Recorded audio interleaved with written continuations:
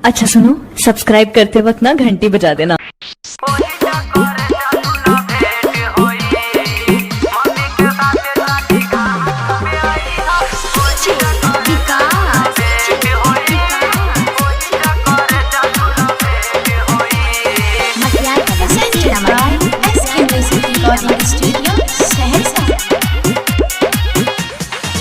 उठी के भोरे भोरे करिया तैयारी सुना हमसे न तन को लेट होई।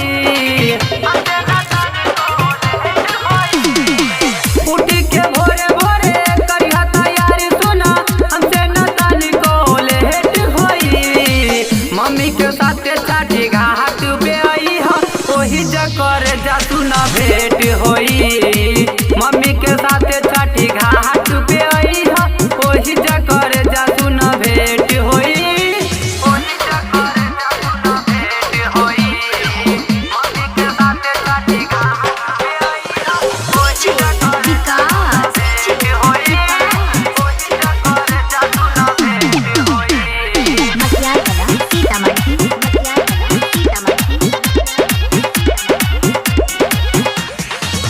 महिमा महान छठी माई के बा यही से पूजत सभी आही के बा।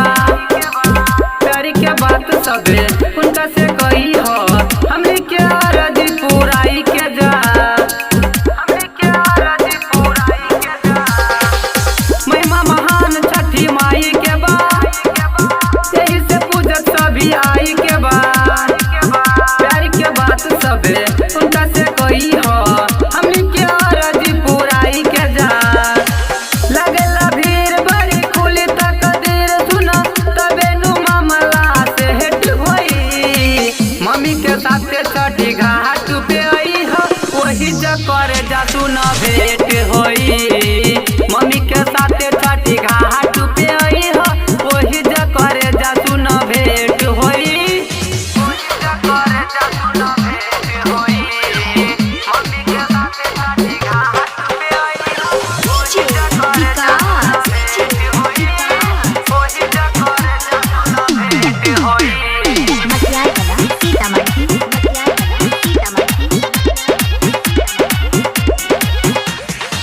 सुना अकेले तू तरई हो फोन पे बात सब कही हो।